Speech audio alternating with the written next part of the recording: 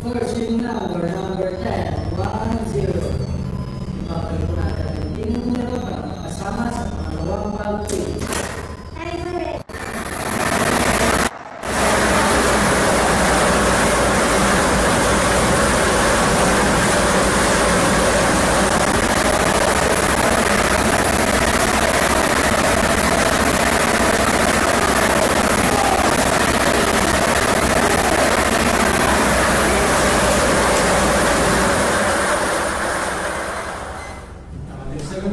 Number 13. Happy number combination para sa ating first draw. Ang araw na ito ay 10-13 sa order.